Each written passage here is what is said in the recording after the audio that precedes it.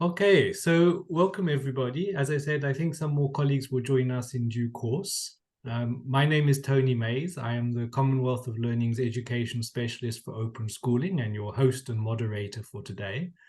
Once I've introduced our key speaker, I will hand over to him and he'll make a presentation which will probably be about 40 minutes. We will then have some time for questions and answers and comments. And then the closing remarks will be made by the Deputy Vice Chancellor, Professor Adekambi. So our speaker today is going to be talking on unlocking student success, enhancing student employability in ODL institutions. I'm just going to admit someone. Dr. Tommie Hamaluba, who is our speaker, boasts an illustrious 30-year career in public service with a diverse background encompassing secondary school teaching and his current role as a program developer for business subjects at Botswana Open University. His extensive academic journey includes a PhD, MBA, BBA, DSE, postgraduate diploma in open school operations and management, postgraduate certificate in quality assurance in education, certificate in distance education practitioners, along with multiple MOOCs certificates in various aspects of technology-enabled learning. Driven by a passion for education, he continues to shape and enhance the academic landscape, blending his rich expertise in business subjects with a dedication to fostering innovative learning experiences. Dr. Hamaluba is a true advocate for knowledge dissemination and empowerment through education.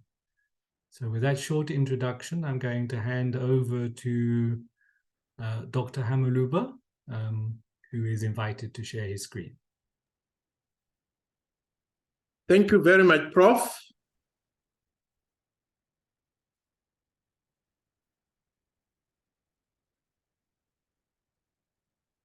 Thank you very much, Prof, for that rich introduction, which has also introduced our subject or topic for today. We are looking at unlocking success, how we can enhance student employability in ODL institutions. There is concern around the globe in as far as graduates get absorbed into industry. So it's a pleasure to share this platform with Dr. Tommie Mays, who has been very, very supportive in our open schooling innovations in Botswana and elsewhere. Let me first introduce the Commonwealth of Learning, the membership, and how the Commonwealth of Learning works. We have got 56 developed and developing nations around the world where we have got a presence of the Commonwealth. From the map there, we can see the shaded areas. It's where we can pick to say, this is where the Commonwealth of Learning is present. Then the organization works with governments at government Commonwealth level, and also CORE works with institutions. For example, at Botswana Open University, we have got memorandum of understandings with CORE on the different types of projects. At government level, there is also innovation. So, as we talk of institution to institution and government to Commonwealth, we have got programs that cater for tertiary. We are talking of tertiary students who have left secondary education and they are following, path to go into the workforce. We have got open schooling. For example, here on my, where the cursor is, open schooling interventions, where we have got students who have dropped out of school, and we have other students who want to upgrade. They've not really dropped out. They want to upgrade. So to help Commonwealth governments and institutions use technologies to improve and expand access to education and training, core steps in. We find the Commonwealth of Learning stepping in so as to improve the use of technologies. And once that is done, there is expanded access to education and training. Now, first, let's unlock the context. Unlocking success. How can we unlock success? By looking at employable skills. Then we are also going to consider an understanding of lifelong learning. Lifelong, from cradle up to walking stick. And what is the role of ODL? Then the need for transformation. We cannot run education the way we have done in the last 20 years, 30 years. We need to transform. Why? Because of the demand for employability skills. So, COVID taught us that ODL institutions can offer any type of program. Any type of program can be offered by any institution. Now, it is very important to talk to our population, the youth population in the world. We are talking of 1.2 billion young people today that are aged between 15 to 24 years. This is accounting for 16% of the global population. Now, what is scary is that by 2030, which is the target date for Sustainable Development Goals, the SDGs, that make up the Agenda 2030, that number of the youth who are predominantly found in open schooling and the tertiary sector, our colleges, our universities, that number will grow by 7%, according to United Nations World Population.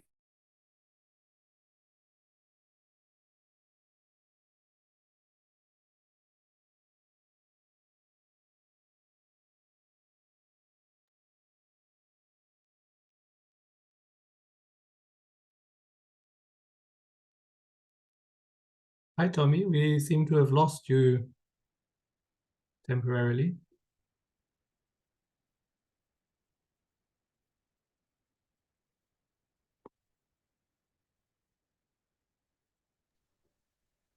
Hello, Doctor.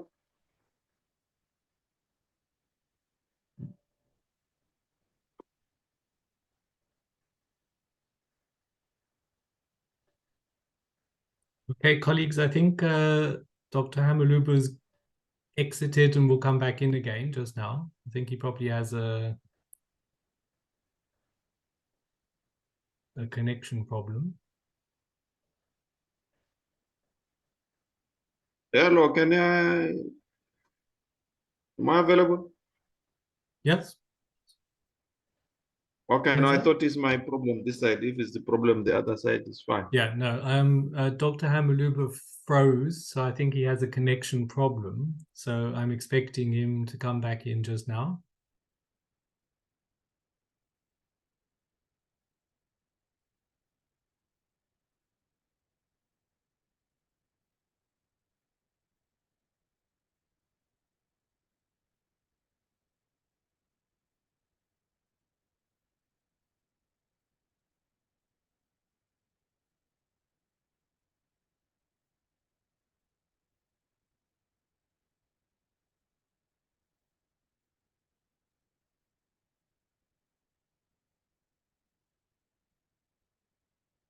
Might be also that his laptop ran out of power, so he needs to plug it in. So if you just bear with us a short while.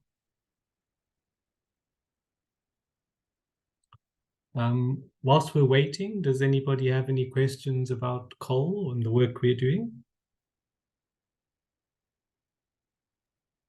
Tony, I just wanted to say good morning. Nice to see you. Hi, Prof. I wasn't sure if you were joining us today or whether you were early for next week's journal meeting. I was 5 minutes late today, so I emailed you the editorial. Please look into. That's all. Thank you. Yeah, thanks.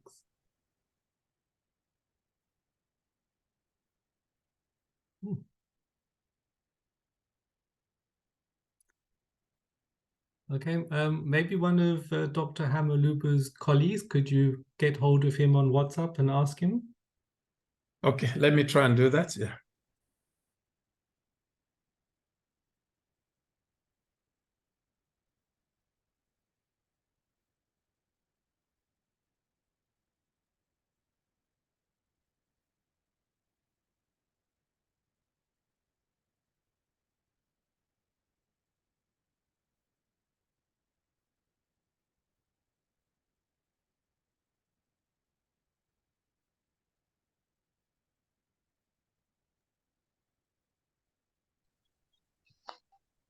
Hello.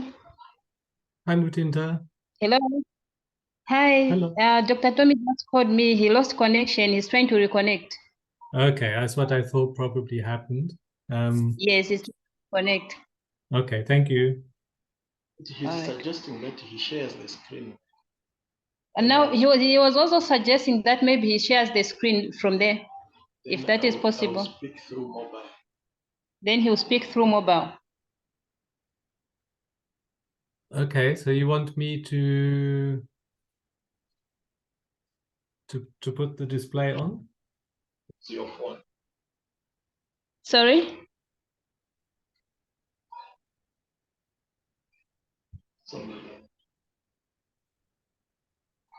Hello? Hello? Are you getting what I'm saying? He said he wanted to share your screen, then he speaks it through a phone since he has lost connection on his laptop. Okay, let's try that. Let me just open that. No, I just...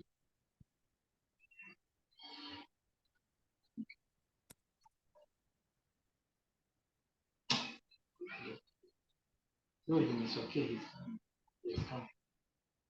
Hello, he has managed to connect back. Okay, excellent. That's great. Okay. Oh, yes, there we go. I can see him.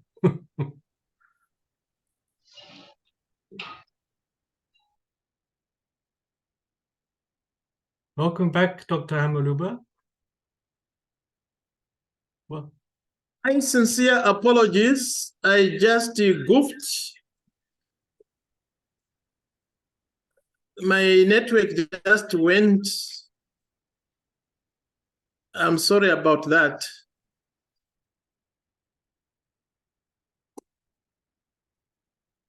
I'm in Zambia, so the network here is hectic.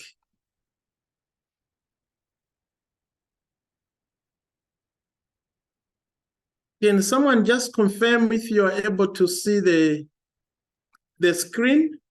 yeah, we can see the screen. You just need to move into presentation mode. That's correct, yeah. Excellent. Thank you very much. I was just saying, when we ended on the employment demand, that I read this news from Kenya, where there was an advert just in September recently. There was an advert where they wanted 350 national service graduates. And from the pictures, you can see that thousands turned up. Thousands of young people turned out looking for the formal employment. So it is actually very important that institutions, especially ODL, they speak to the skills that can give our children not only white-collar jobs, but even blue-collar jobs to avoid such stimpedes. Very, very, very, very important. Now, there are some sectors in Africa where universities and industry need to pay attention to. We have got key industries. For example, if I were to take Botswana, South Africa, mining, quarry manufacturing, agriculture, construction. Then when you look at the ODL institutions, are they offering any courses that speak to mining, to manufacturing, to agriculture, to construction? No, we have not transformed into that. But during COVID, all the conventional universities were able to offer their courses, their training, using audio interventions. So to me, any course can be offered. Any course can be offered through ODL. There's going to be more demand, especially for our students to have skills in the ICT sector. The demand for technology.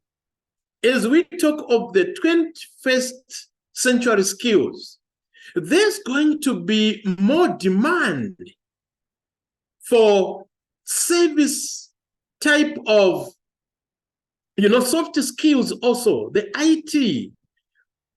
When graduates leave our institutions, it's very important that they have got the cognitive domain skills. Otherwise, without renewing our focus, where we need to focus on vocational education, even from open schooling, we offer, for example, the national curriculum, where you have got just the normal subjects that are done even in a convention. We need to have that deliberate shift that takes us to vocational. Very, very important. Skills gap is really visible in some sectors, in some countries of the Commonwealth. We find there's more demand for food and beverages sector and high demand for electronics. Courses that are to do with electronics and in this electro sector, which is going to grow its demand by 2025, is very important. Technology sector, investment into ICTs is what every ODL institution need to look at. Now, most open universities, you find that their mission statements speaks to enhancing access to high quality, affordable, and relevant education, and ensuring lifelong learning opportunities so as to face the challenges in a knowledge society. This seems to be where most open universities drive and speak about their mission statements. Enhancing access, very important.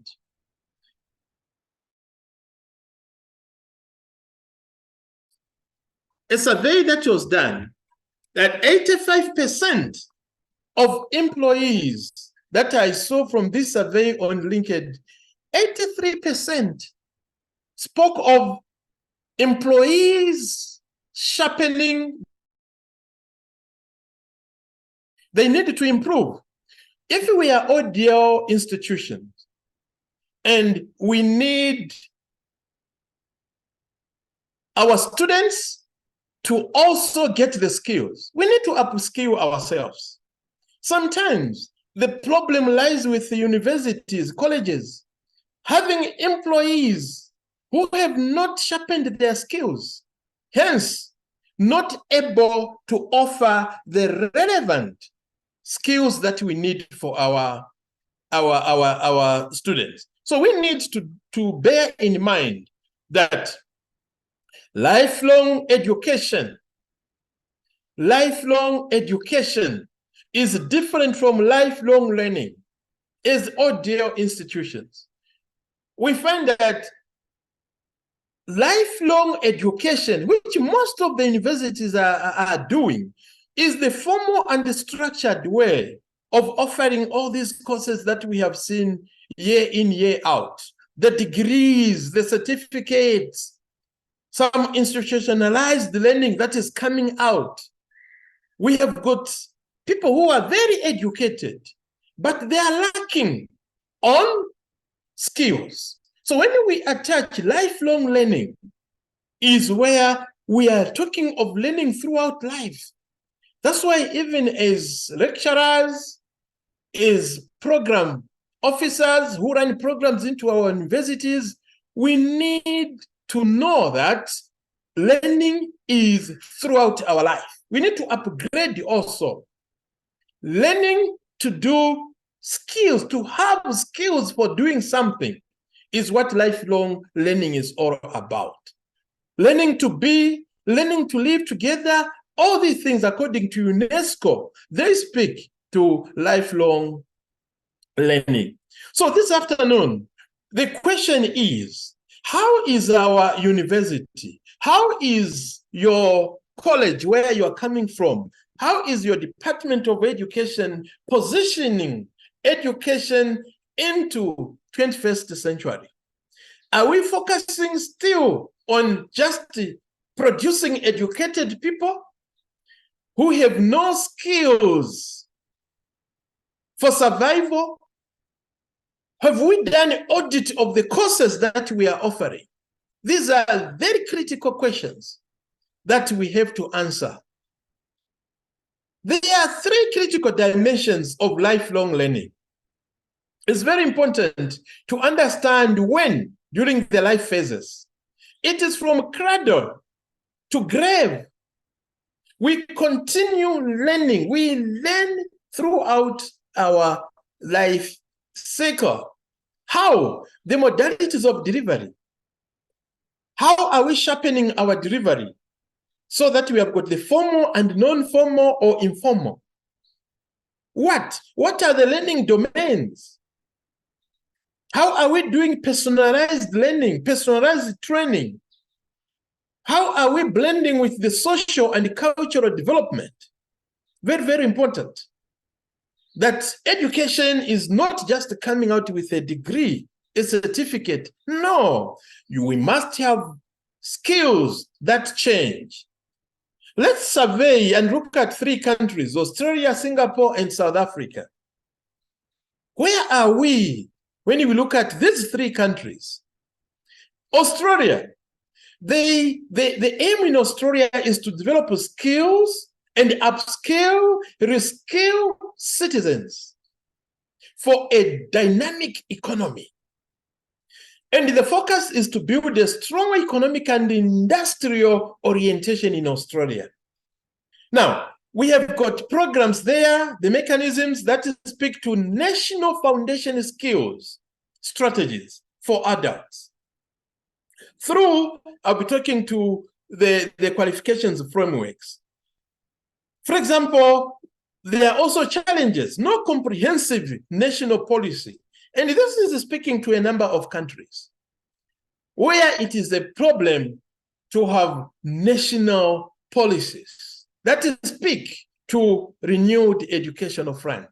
But the good practice for Australia qualifications framework and recognition of prior learning is that this framework is able to guide vocational education and training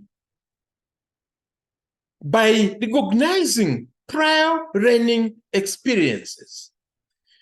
So the review of the Australian qualifications frameworks that was done in 2019, it recognizes that credit recognition can be done of a course. You know, I have highlighted micro-credentials. We normally talk with Dr. Mays on micro-credentials, how universities can move into offering courses that are certified through micro-credentials by recognizing the skills that have been attained through accomplishment of certain set of skills. Then people can be given a credential that speaks like a certificate. If a student is doing bricklaying and has achieved certain levels where, according to what you set the standard, then you recognize that. In Singapore, there's also high focus on building competitive economy. We have spoken of Singapore in so many forums, but Singapore has invested in Singaporeans to develop their fullest potential throughout life. The focus there is on skilling and reskilling the workforce. There's government subsidies on training, and there's also support for career guidance, job searches, and placement, so as to answer to unlocking unemployment. They also have challenges of ownership of government schemes, where employers take time to recognize. The good practice is some incentives that come for lifelong learning in Singapore. There's a lot of investment that has been done in order to boost lifelong learning. We are talking of 1 billion Singaporean dollars on annual skills, to develop annual skills. That was 2015-2020 projection that I got. So there is South Africa there. We have got the aim, South Africa aims to contribute to economic growth and address inequity resulting from apartheid. We know the history of South Africa. But the focus is skills development and learner mobility. There are some frameworks there, the national policy and the strategy. Then we have got the national qualifications framework. Then there's the CATA career advice portal. The challenge there in South Africa, tension between learning for social equality versus economic growth. It's a big problem. But the good practice in South Africa about open and distance learning, we are all familiar with having the oldest open and distance learning school in South Africa, UNISA. Now, the good practice there is that they aim to meet the challenges of lifelong learning successively, and the African National Congress talks to the need to reorganize the delivery of education and the training within an open learning framework. This is a good thing for any country to tap in, reorganize the delivery, the way we offer our teaching and learning, very, very important. And to sum up on these 3 countries, you'll find that all these countries, they actually develop policies, strategies within a visionary framework, but adopt a utilitarian approach. Lifelong learning is understood differently, colleagues, in different contexts, different countries. That one should be understood. And these qualifications frameworks, if they come with incentives and strengthening ODL, then we can see more countries achieving lifelong learning than lifelong education. So there's more emphasis on formal education and training in these countries. ODL is there for skilling and reskilling. Learning to learn online has been the focus of most universities after COVID. Learning to learn online. We need to learn online. If only we can learn to learn online, we don't even need to break from our careers. We can continue working and learning. And we saw this from this course. I took part in this course, which was offered by COSIRA, the Workforce Recovery Program. Very, very good skills, soft skills that came from such training. So we need to be providing just-in-time training for livelihood. It's very, very important. And while we are offering ODL courses online, it's very important to understand that if a university abandons learner support, then we shall be producing half-baked graduates who don't even have the soft skills for employability. So learner support should be strengthened. We need that. Strengthen learner support. In Sri Lanka, they targeted 50,000 rural villagers to alleviate poverty. And there's this paper that I read, Practices of Poverty Alleviation by Open and Distance Education, a case report from the Open University of China. So you find China, Sri Lanka, Bangladesh, all those countries there, you know, strengthening, developing people, having skills that will give themselves good agriculture outputs. Very, very important. Very, very important on the courses that we are offering. Look at India. Look at India. Every dollar invested in India resulted in $8 worth of income and assets. You can find this report from the Commonwealth of Learning on some of the support that are done for farmers. You can see each woman here. This was a program for girls, developing the young women in rural areas to use technology for agriculture. You see, technology being an enabler for production. Very, very important that there are many things that we can do in as far as skills training and retraining is concerned. You know, Kenya School of Vocational Education was also of interest to me. The way they are using blended learning. They have broken the year into terms, term 1, term 2, term 3, term 4. So that students are on campus to face training for all trainees, 3 months. Then off campus, 3 months, they are online. Then term 3, there's technology integration versus on campus, off campus.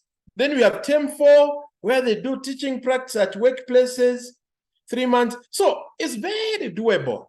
That the point here we are making this afternoon is that any type of course can be offered through ODL, especially if we are to follow such models like blended learning. Very, very important. So there's need for educational transformation. We need to transform lifelong education into lifelong learning. In 2022, the United Nations held a summit in New York. And some of the outcomes from that summit was that, one, as nations, we need to address learning loss, especially that came out of 2020 COVID. Address learning loss. We have lost some learning in most of our educational offerings. And we need to promote equity and inclusion. How are our programs accessible that we are offering to the young people, the 1.2 billion young people? We need to achieve digital transformation. Do we have the infrastructure? Or it is an assumption that there's technology somewhere and somewhere there should take care of it. Then ours is just to offer the courses. But that's not the way education is transformed. We need to transform the digital presence in our universities. Review the curricula and the pedagogies, how the methods of teaching and what courses we are offering. It's very, very important that we review the curricula. And earlier on, I spoke to learner support.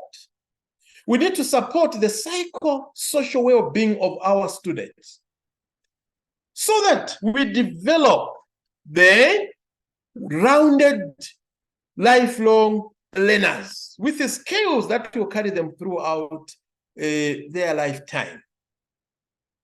UNESCO is also supporting digital credentials. This is one area that Africa has to move in fast, so that we also redesign our assessment. That traditional way where we have paper, test, time, assessing students. With the increase of artificial intelligence, for example, we need to go beyond what we offer, redesign our assessment methods. We need new methods. And we need to recognize prior learning. Sometimes I get shocked when some students, potential students, apply for a certain course at a university and they are declined. They are not admitted. They don't even use mature entry for some of these students. So if we are to get a system of micro-credentialing their achievements, their attainments, there's no human being on earth who cannot be admitted into teaching and learning. As we move into 2024, there's going to be more focus on the green skills for jobs, renewable energy. There's going to be more of these things. Leadership skills,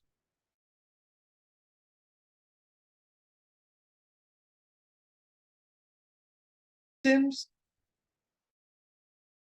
Look at the green skills in your institution, in your country. There's need to enhance these top skills that are in demand are problem solving, for example. How are our courses biased towards problem solving? Self-management, working with people. Are we producing these well-rounded graduates that use technology? Are we investing in human literacy, the data? How are we using the data? You know, if we have a university and we are not utilizing learning analytics to inform us of improvements, then we are going to be left outside the technological demands. You know, this was interesting from what one younger woman said in Ethiopia, that if someone can give me the skills and the opportunity to do what? To work, I know I can achieve my goals. There are people out there yearning for skills and given an opportunity to work. After giving this opportunity, then their dreams can come true. Thank you very much. I'm going to end here, Dr. Mays. Thank you, Dr. Hamaluba, for your passionate address. I'm with you. I think a recent study we did at Cole demonstrated that in most Commonwealth countries, we have large and growing numbers of young people who are not in employment nor in education and training, which is a shame for them, but also not good news for our economies and for peace in our societies. But offering those young people more of the same. You must register in April, take 10 courses, and then 2 years later write exams. That is not a good recipe for retention and for skills building. We actually need to rethink what we want to do and how we want to do it, as you have said.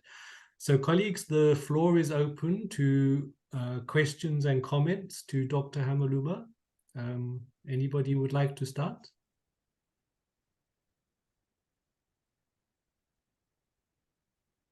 You can either put it in the chat or you can just raise your hand. Remember that we are recording, so you might not want to put your video on. Thompson, you have a question? No, sir. Hello, sir. Hello. Yeah. I wanted to ask Dr. Tommie, but how is the Commonwealth countries help the African countries which are mostly undeveloped or which they don't have that resources to sponsor the student to study that much or at that high level? How are they helping those developed Commonwealth countries? Thank you. Dr. Mays? I thought that was a I will- question to you. Yeah, but I think I'll be privileged to hand over the question to you, pass over the question to you. You can speak well than me. Okay, so yeah, I think in what we find at the schooling level, most countries in sub-Saharan Africa, national policy is that we cannot charge fees for schooling level studies, which means that open schools in sub-Saharan Africa are largely or fully dependent on government subsidy. So if we want to expand free education at that level, we would have to make more funds available from the national fiscus. But in many countries in sub-Saharan Africa at the moment, because of post-COVID and because of other issues, there has been a contraction of the economy. And many open schools now have a reduced subsidy, so they can reach fewer students, unless we can reinvent the models we're using. Possibly make more use of peer review, peer-based learning, look at stronger connections with industry and workplaces so that we kind of co-sponsoring the costs, but also looking to some of the global players like Global Partnership for Education. Once we've got a pilot model, we want to take it to scale, we can sometimes bring in other funding agencies. COAL has a very limited budget. It is based upon voluntary contributions from Commonwealth member countries. So for the most part, we can support small pilot projects, but when we go to scale, we then need to look at national budgets, and as I said, the major international funders like UNICEF, UNESCO, Global Partnership for Education, and such like. But we have had a long-term relationship with Botswana Open University, both in terms of open schooling and in terms of your higher education work, and I see that continuing. Any other comments, questions?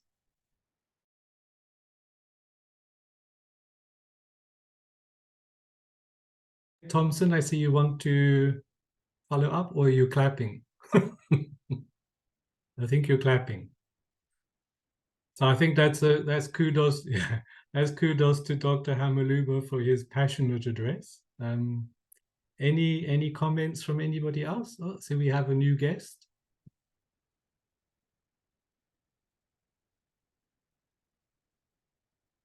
Aubrey, do you have any comments or questions for Dr. Hamaluba?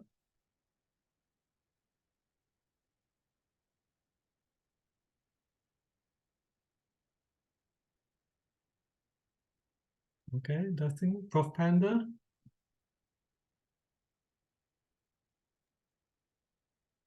Well,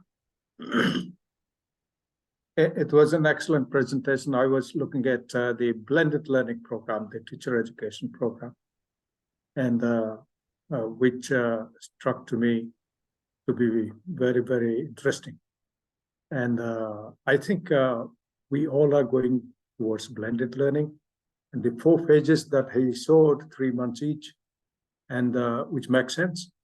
And he made a statement that this is doable. That means that is happening, and that is delivering. So therefore, I think we should consider seriously to go for blended learning. Our national education policy in our country, 2020, has taken higher education, entire higher education blended. So, which is basically mix of self-learning, face-to-face hands-on skill development, and online collaborative assignments, projects, portfolios. So put together. So, but it is up to universities. They would design, because they have autonomy. They would design based on the blending they would like to do. But certainly they have to represent all of these three sectors or blending possibilities in one way or the other. 40% of the credit hours students are allowed in higher education and professional education to take through the national platform of the SOEM. We have the national platform books, up to 40%, but rarely students go up to 40%, but maybe a 4 credit. One course is a 4 credit course. So up to 4 credit, 8 credit, 16 credits they can take, provided they don't have teachers to teach in their own university or college. That's the precondition. So, and so far hands-on is concerned, almost 3,000 plus internships from the industry is made free of cost under CSR, corporate social responsibility. And so that virtual internship is possible. That continues from COVID time till date. But as usual, students and teachers also expect more face-to-face hands-on skill development. So in professional education, skill development face-to-face is compulsory, even if it is distance learning. But one can compensate that through virtual internship. But when it gets into the actual lab experiment, it has to be face-to-face, because virtual lab is not that strong. In the sense that the teachers and students, they don't believe much on virtual laboratory, but virtual internship and virtual hands-on, which is directly industry-based, industry-sponsored. Sometimes the graduates are also taken as employees by those industries, which is very interesting. So therefore, the case study that we presented on blended learning is very, very appreciated. And in fact, it was learning for me.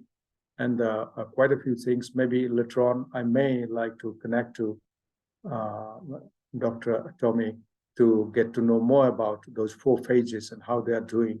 And if there are any databases, because he emphasized the importance of data, because data is very important, and data making decisions, data informing us how to go about it. And that's more important for distance learning because we are less face-to-face. So if data or some research or some evaluation monitoring reports are available, I don't need reports, but the kind of feedback that we are receiving, how we are putting that into practice. And if there is any suggestions for changing that blending, what direction we should also take. I mean, these are the things that are very interesting to know, actually. Excellent presentation. Thank you. Thank you, Prof. Panda. Dr. Hamaluba, would you like to respond? No, I think after the prof has spoken, you don't need to dilute. He has spoken very well, very motivating. And I'm looking forward, Prof, with further engagement from here, even doing some joint studies together, joint publication, we're sharing knowledge. I'm looking forward to that. Thank you very much for thumbs up given to the program. Thank you, Dr. Yes, I see also 2 of my senior people here. There's Dr. Kasozi from our School of Education. We have even Dr. Serese, our Director for Graduate Studies. I'm sure she'll really appreciate what we talked about in transforming the curricula that we are giving to our learners. Doc, it's very important not to be very traditional, but to move with the modern demands. It's very, very important. Thank you, Dr. Mays. Thank you, Dr. Hamaluba. I see that Prof. at Nkambi has his hand raised. Yes. No, thank you very much, Dr. Tommie and Dr. Tony Mays, for steering the discussions today. Yes, with respect to the topic, enhancing student employability in ODL institutions. Currently at the Botswana Open University, there's the employability strategy, I think, which has been developed, of course, also with the support of CALL and the likes, and which, at the moment, there are attempts to try and implement and ensure that employability skills are embedded into the course materials that we're developing for the learners and so on and so forth. But I was just wondering whether, but let me also prelude this by saying, we know that many, really most of our students are workers. They already have their places of, operating. Yes, the rate, the percentage is rising in terms of those who don't belong to any workplace. But with respect to those who are already at the workplace, I was wondering, maybe from the point of view of the Commonwealth of Learning or some of the examples that you also have in experiences, what will you say in terms of enhancing whatever is already there for such students? I mean, these are students who are already within their workplaces. They already have careers and so on and so forth. But I know even for them, you still want them to be able to achieve more with respect to this. So I was wondering whether you probably could give some insight into maybe any example within the frame of the activities that you've been involved in. Yeah, thank you. Thank you, Prof. I think that ball is in my court, Dr. Hamaluba. Yeah, I think it's interesting. As I said at the beginning, we have a range of practices. In most of sub-Saharan Africa, open schools are not allowed to charge fees. So that means 100% of your operating costs has to come from the government fiscus. But there are exceptions. For example, NAMCOL is currently on about 2/3 government subsidy, 1/3 fees. It's allowed to charge a small amount of money for certain types of courses, particularly targeted at learners who are already in the workplace, who are looking for skills development. Recently, the Namibian government approved an expansion of the curriculum to include vocational training for these kinds of people. So one model that one can think about is provision of free open schooling for younger people and more optional, partly sponsored, partly fees-based short courses for continuing skills development in the workplace. And then you can cross-subsidize between those who can afford to pay fees and those who cannot. In India, the National Institute of Open Schooling has moved quite far down this pathway. Currently, I think the last time I saw a study, they were on about only 15% government subsidy, 85% from fees, income, and services. So they're increasingly autonomous in their operations. And once you get to that level, you can begin to branch out. So I think it's going back to what Dr. Hamaluba said earlier, is one has to see a kind of a continuity.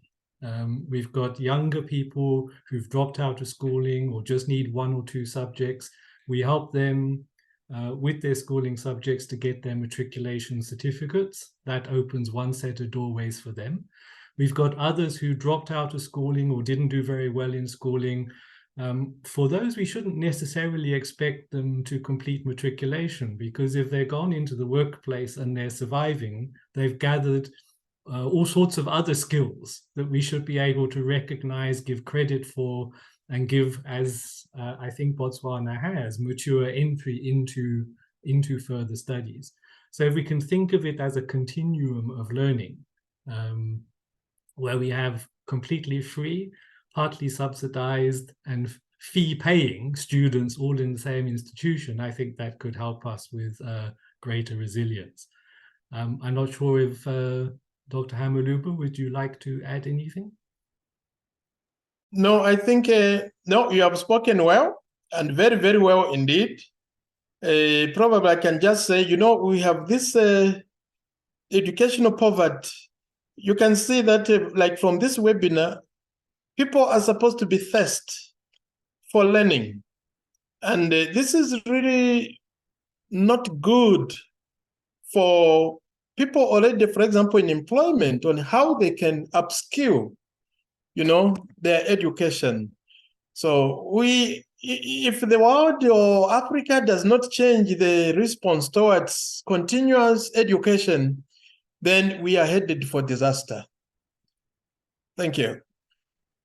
Okay, so let's hope that we don't head for disaster and that we can rethink.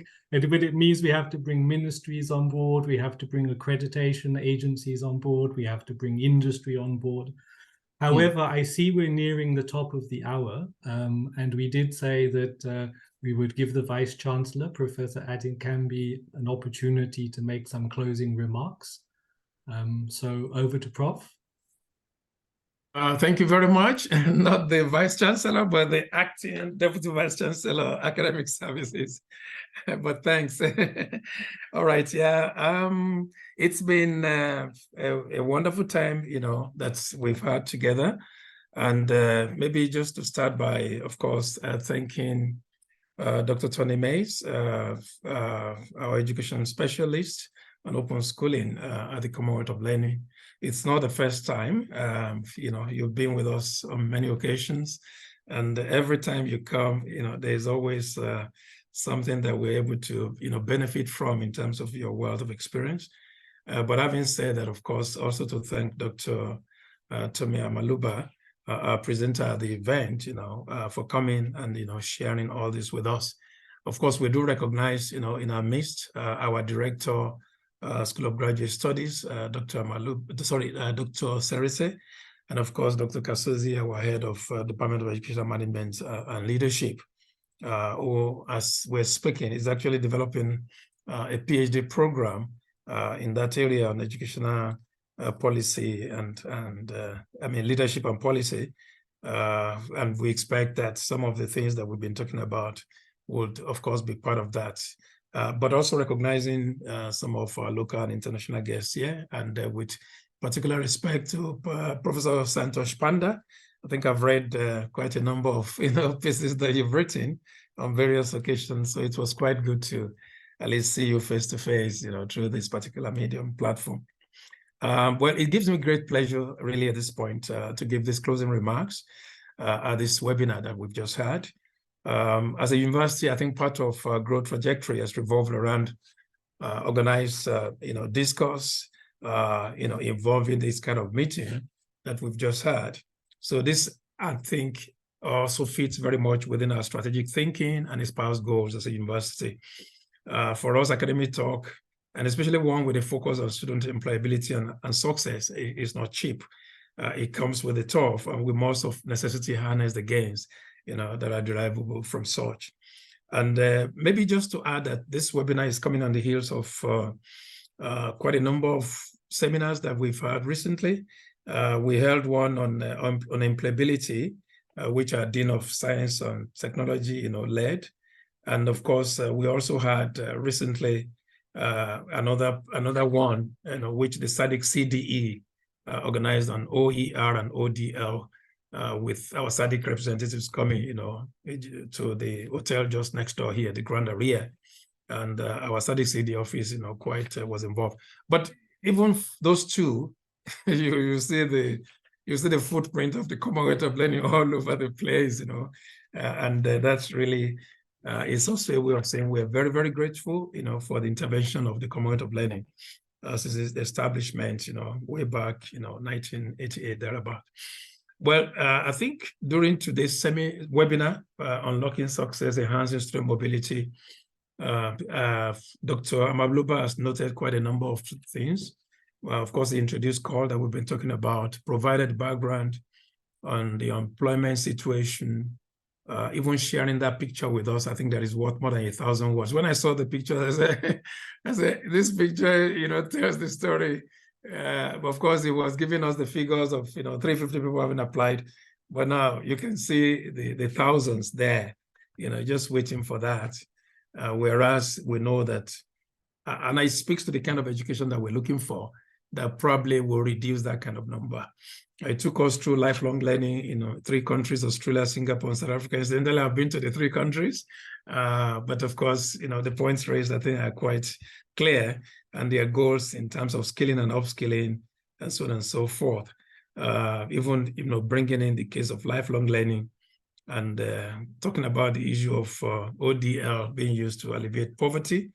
The examples shared with respect to China and other places, especially the Asian countries, I think they're quite important. And I just noted as we're continuing with this discussion that, with the TVET activities and the kind of thing that we're trying to achieve, obviously, we also need to look at examples in India, in the achievements that they've made in this respect. Of course, in the course of it all, I think the emphasis, was made on the need, to now look at blended learning. And I think the blended learning example produced, indicated with respect to Kenya, I think is quite, useful. And I will ask participants at this seminar to please go maybe into the OAC's portal of the Commonwealth of Learning and, be able to get some of this documentation because they're all there, for use.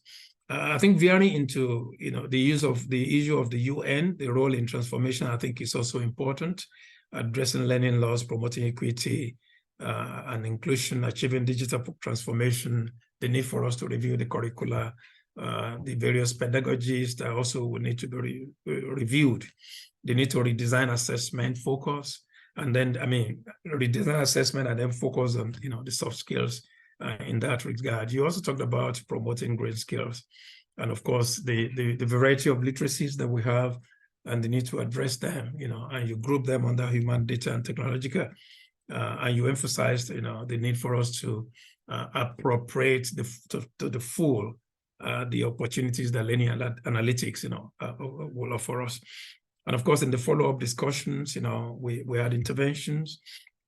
For example, the need to reinvent the models of schooling. I think, I believe Dr. Mays, emphasized that. And of course, yes, we can also look for global funding elsewhere because CORE probably is just able to do this much, and yet there may be monies out there in some other places. They need to, utilize them. Of course, so we can look for agencies, so that it's not just CORE. And of course, the promotion of blended learning, as earlier mentioned. And of course, in the end, I think it became clear that there are many international examples that we can benefit from. And I think I alluded to that at some point in my discussion. Well, let me now seize the opportunity once again to just thank the presenter for the presentation, and again to come back to Dr. Mays, and also thank you once again for being there with us. I know this is not your last coming. For us, Apostle Paul, we hear about his first coming, the second episode to the various people that he wrote to, but I know this is not your last coming, so we will still expect you to come. But thank you for moderating the webinar effectively. I think getting Canadians to be part of a discourse in Botswana can be quite daunting regarding the timing of such. Maybe if we were to choose Canada in terms of the time that they want us to meet, it might be too late for us. If we choose ourselves, it will be too early. But we need to always, find a compromise somewhere there. And I think it's been helpful today. So I want to thank the participants, all of you, for coming, even as we look forward to another webinar in the nearest future. So on this note, I'd like to stop here. Thank you very much. God bless. Thank you, Prof. Yeah. Thank you, Dr. Hamaluba. Thank you, everybody, for joining us. As I said before, I'll render a video of this and share the link with Dr. Hamaluba in due course. Goodbye, everybody. Have a nice evening for you, I think. Bye-bye. Bye. Bye-bye. Thank you. Yeah. Bye-bye, Prof. Thank you.